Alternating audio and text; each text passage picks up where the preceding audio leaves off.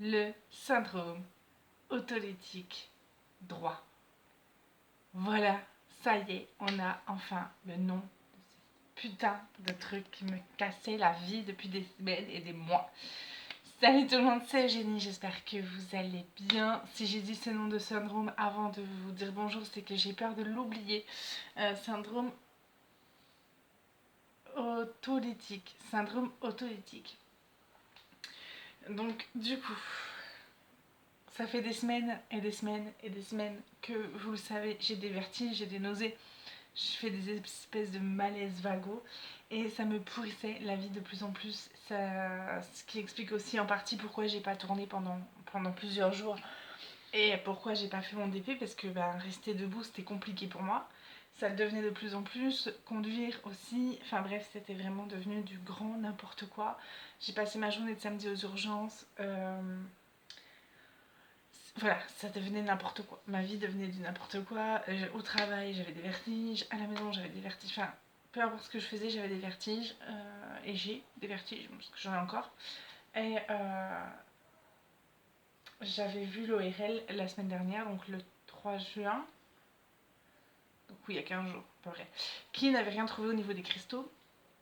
Donc je suis allée voir mon médecin traitant qui m'a dit non, vous allez aller voir un spécialiste des vertiges. Comme ça, au moins, on sera fixé s'il n'y a rien aux oreilles. Ok, donc j'avais rendez-vous aujourd'hui. Il m'a dit il y a un mois d'attente, vous inquiétez pas. J'avoue que j'ai essayé, voilà, quand j'ai appelé pour prendre rendez-vous, j'ai dit voilà, c'est Eugénie de la NAPAT, excuse-moi, mais copine secrétaire, s'il te plaît, est-ce que t'as le plus tôt possible en fait.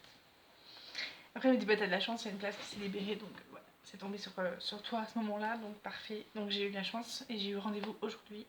J'ai fait donc les tests avec les espèces de lunettes où ils regardent nos yeux et tout. Et j'ai fait un test où je dois mettre des lunettes. Il y a vraiment que des tout petits trous comme ça. Et en fait, on voit que du côté droit, non, on voit les deux côtés d'ailleurs. On voit les deux côtés. Sauf que c'est vraiment un tout petit trou. Et en fait, ils nous montrent une barre comme ça et on doit dire quand pour nous elle est droite. Donc du coup, pour moi c'était droit, donc je lui disais bah, là c'est droit, donc ils font sur 10 images. Et j'ai eu 50% d'erreur, puisqu'en fait, pour moi, la ligne était comme ça. Et en fait, en vrai, elle était comme ça. Ce qui, en soi, ne pose pas de problème, sauf que en conduite, par exemple, j'ai avoir tendance à aller plus au bord de la route que vers le milieu. Mais en fait, c'est juste mon oreille interne qui me ment sur l'espace. Donc du coup, pour moi, je suis droite comme ça, sauf qu'en fait, je suis droite comme ça. Et mes yeux, eux, voient comme ça, droit. Donc du coup, pour mon oreille, je suis comme ça, et pour mes yeux, je suis comme ça. Enfin, je suis droite. Donc du coup, forcément, à un moment donné, dans mon cerveau, ça va pas, parce que mes pieds sentent le sol, mes yeux voient le sol comme ça, et mon oreille voit le sol comme ça. Donc à un moment donné, c'est pas compatible. Donc du coup, ça s'appelle le syndrome autolytique droit, parce que moi c'est l'oreille droite. Je l'ai un peu à gauche, mais vraiment moindre. Et du coup, je suis trop contente. C'est un soulagement, je vous jure. Quand il m'a dit ah oui, effectivement, il y a quelque chose, je pleurais parce que j'en pouvais tellement plus de pas savoir. Je devenais folle en fait. Je disais à mes collègues, je vais finir par aller au CHS. Le CHS, c'est l'hôpital psychiatrique quoi. Enfin, je dis c'est pas possible, c'est moi qui deviens cinglée. J'avais l'impression que c'était moi qui m'inventais des symptômes. Et du coup, quand il m'a dit non, non, c'est votre oreille et tout, j'étais tellement contente. Bon, maintenant qu'on a trouvé, déjà je suis soulagée. Je suis extrêmement fatiguée, pardon. Pardon. Et du coup, il m'a demandé si j'étais quelqu'un de nature stressée. Je suis désolée, j'arrête pas de toucher mes cheveux, mais bon. C'est parce que je chasse les cheveux blancs en même temps. Donc il m'a demandé est-ce que vous êtes quand même de nature stressée. Donc j'allais pas lui mentir. Oui, je suis de nature stressée. En fait, je suis toujours dans le contrôle. Donc du coup, quand quelque chose ne va pas dans mon sens, genre là, la semaine je rigole maintenant, mais sur le coup, je rigolais pas. Genre, moi, j'attendais à avoir mon salaire le vendredi 28, je l'ai eu le samedi 29, enfin, vendredi 28, toute la journée, ça m'a miné, quoi. J'étais pas bien, je pleurais parce que j'avais pas eu ma paye et que j'avais prévu des prélèvements le 28 et que ça allait pas passer. Enfin, après, je me suis raisonnée, j'ai dit non, mais ce sera pour demain. En fait, voilà, mon contrôle, je suis toujours dans le contrôle, donc du coup, Oui, forcément, je suis quelqu'un de stressé. Pardon, quand ça va pas dans mon sens, voilà, ça me stresse d'autant plus. Ok, oui, donc du coup, comme je vous disais, je vais pas lui mentir, je vais pas lui dire non, non, je suis quelqu'un de super zen dans ma vie. Surtout en ce moment, voilà, au niveau du travail, on a beaucoup de changements, beaucoup de choses à emmagasiner et ça me. C'est pas que ça me crée du stress, mais je me mets la pression pour être au top et du coup, bah, forcément, bah, on peut pas être parfait partout, donc c'est pas possible. Donc j'essaye là de relativiser, de me dire que si j'échoue, enfin pas si j'échoue, mais si je fais des erreurs, vu que c'est tout nouveau, c'est normal. Donc voilà, donc le stress évidemment en rajoute hein, à ce syndrome. Enfin, c'est pas le stress qui provoque le syndrome, attention, hein, c'est parce que j'ai ce syndrome que du coup ça m'angoisse encore plus parce que je ne savais pas ce que j'avais, donc ça me stressait encore plus. Donc, je sais pas si c'est clair, mais bon. Du coup, il m'a donné 3 solutions. On va tout traiter en même temps. On va traiter le stress et le syndrome autolytique. Je vais finir par retenir ce mot. Autolytique, droit. C'est la première fois que je l'entends et il n'y a pas grand chose sur internet. Donc, du coup, je vais finir par réussir à le retenir. Je suis désolée, j'arrête pas d'aller. Donc, pour le syndrome en lui-même, il faut que je fasse 12 séances de kiné pour réapprendre à mon oreille à être à la même hauteur que mes yeux, enfin à la même hauteur, à être au même équilibre que mes yeux. Donc j'ai 12 séances de kiné à faire, il faut que je l'appelle demain pour prendre rendez-vous. J'ai une cure de vitamine D à faire pendant 3 mois. Et il m'a donné le numéro de téléphone d'une ancienne dentiste qui a été voir un ostéopathe et l'ostéopathe lui a pété le dos. Du coup, elle peut plus être dentiste et elle est alors je suis sceptique, enfin pas sceptique, mais elle est psycho-acupunctrice. Donc, pour la confiance, parce que je lui ai expliqué que du coup maintenant j'avais plus confiance en mon corps parce que je savais plus reconnaître les symptômes de. Vu que j'avais tout le temps des vertiges, j'avais tout le temps des nausées, ben je savais plus si c'était un symptôme de grippe, de rhume, d'angoisse, de stress, de. Je dis, en fait c'est ça qui me stressait, c'est le fait d'avoir des vertiges et de pas savoir ce que c'était qui me stressait. Pardon, je suis désolée, mais c'est la fin de journée pour moi, il est 20h21, il est super tard. Je suis debout depuis 5 heures, donc ce qui explique que je suis fatiguée. Donc du coup, il m'a dit, ben, on va virer le stress avec l'acupuncture, voilà, la psycho-acupuncture, et on va aussi, du coup, en même temps, faire la kiné pour tout ce qui est aspect physique, en fait. Donc je suis ravie, je vais prendre rendez-vous demain. À mon avis, la psycho-acupunctrice, ça sera pas remboursé. Mais je suis désolée, il faut que j'arrête de tourner le soir en fait. Mais franchement, sincèrement, c'est ce que j'ai dit à ma collègue. Parce qu'un collègue me dit attention, le kiné sera peut-être pas pris en charge. J'ai dit franchement, je m'en fous. Je sais que ça me fait chier pour mon argent, mais j'en peux tellement plus de vivre ça quotidiennement que je m'en fous quoi. Vraiment.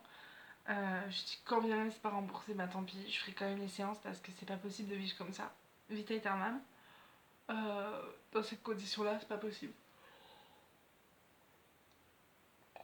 Donc, il faut que je fasse attention. Je suis désolée, j'arrête pas de bailler. Donc, il faut que je fasse attention quand je conduis, etc. Parce que bah, ça vient. Voilà, j'ai dit quand je suis au volant, ça arrive aussi. Donc, j'arrive à peu près à le gérer pour l'instant. Donc, il faut pas que ça empire, quoi. Donc, du coup, voilà. Donc, je suis super contente parce que bah, je croyais vraiment que c'était moi qui commençais à devenir folle. Je pensais vraiment que je me créais moi-même ces symptômes. Et parfois, je me raisonnais, je me disais, mais non, la dernière fois, j'étais au resto, ça m'est arrivé. C'est pas moi qui l'ai créé. Enfin, j'étais pas en train de me dire, il faut que je sois malade, il faut que je sois. Vous voyez ce que je veux dire? J'étais en train de me poser vraiment des questions sur ma santé mentale. Et je me disais, mais c'est pas possible, est-ce que j'invente ça? Est-ce que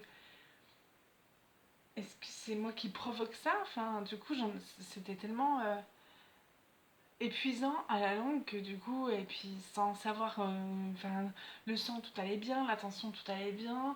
Bon, je fais un peu de tension, j'ai de la tension qui est haute, mais maintenant c'est habituel.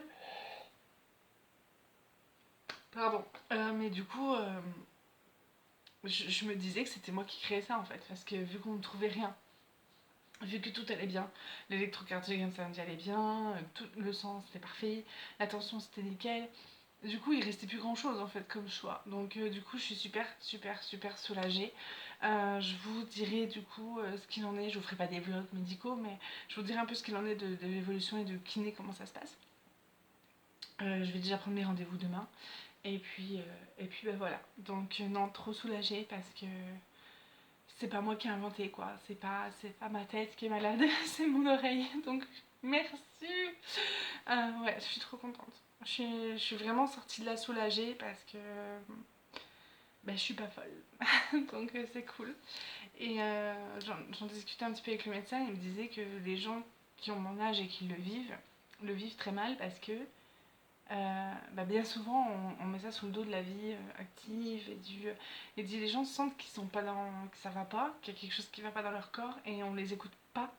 On met ça sous le dos du stress ou de l'angoisse et il me dit vous imaginez pas le nombre de personnes qui sont en psychanalyse à cause de ça alors qu'il n'y a pas lieu, c'est un problème d'oreille interne en fait. Donc il me dit mais vu que c'est mal connu, les gens mettent ça sur le dos du stress, de l'angoisse, de, de- d'un syndrome de Munchausen ou enfin voilà. Donc du coup c'est rassurant de se dire qu'il y a des médecins quand même qui prennent le temps. Moi, il m'a vraiment écouté, il m'a vraiment demandé tous les symptômes, tout, depuis combien de temps. Euh, je lui disais, si vous trouvez rien, ça sera une mauvaise nouvelle, quoi. Donc j'en étais à espérer d'avoir quelque chose. Enfin, vous vous rendez compte, j'en étais en train d'espérer d'avoir un problème médical. Enfin, c'est grave quand même, hein. Donc du coup, il m'expliquait que tous les gens, parce que ça c'est quelque chose de très récurrent chez les personnes de plus de 75 ans. Vous savez, les petits vieux, oh mais c'est normal, c'est parce que je suis plus stable sur mes jambes. Alors qu'en fait c'est un problème d'oreille interne aussi, mais voilà, il m'expliquait qu'il y avait beaucoup de personnes âgées qui... Ah, il dit, vous le vivriez pas de la même façon si vous aviez 85 ans. Vous vous diriez, ah c'est parce que j'ai 85 ans, c'est bon, je fatigue et point barre. Il dit mais vu que vous avez que 37 ans, bien évidemment que c'est pas normal. Donc bien évidemment que vous le sentiez encore plus, vous ressentez certainement des symptômes bien plus forts que le patient d'avant, qui avait 85 ans je crois, exemple. Pardon. Parce que il me dit, je sais plus pourquoi, parce que mon degré était plus penché que son patient d'avant. Il m'a pas dit d'infos, mais... Et du coup, il m'a dit que les gens de ma génération, les gens qui sont moins de 60 ans et qui vivent ça, le vivent très mal parce qu'ils ne comprennent pas en fait. Ils sentent que quelque chose ne va pas, mais on leur dit jamais ce que c'est. Donc du coup, il dit vous n'êtes pas la seule à mal le vivre, vous inquiétez pas. Je dis bon maintenant que je sais ce que c'est, je suis soulagée et on va pouvoir traiter, donc c'est topissime. Donc comme quoi il faut vraiment s'écouter. Je savais qu'il y avait quelque chose qui allait pas, je savais que c'était pas normal d'avoir des vertiges comme ça à longueur de temps, je savais que c'était pas dû au stress. Je vous l'avais dit d'ailleurs dans une vidéo, il me semble que c'était le 25 mars. Je vous avais dit c'est pas possible que ce soit ça, c'est pas possible que ce soit l'angoisse, c'est pas possible que ce soit le stress, c'est pas, ça peut pas être ça. Et comme quoi il faut s'écouter, j'avais raison. Ce n'était pas le stress. C'est ça qui me stresse. En fait, c'est mon oreille qui me stresse. Sur ces petites notes d'humour, je vais vous laisser. J'espère que voilà, cette petite vidéo nouvelle vous aura plu, même si bon, il n'y a pas de DP. Il est revenu à sa place, il est accroché. J'ai bien avancé. Je suis qu'à 3 cases de retard. Regardez-moi ça. Pardon, hop, c'est par là, c'est par là, c'est par là, c'est par là, c'est par là. Voilà, j'ai 3 cases de retard, mais j'ai tout rattrapé.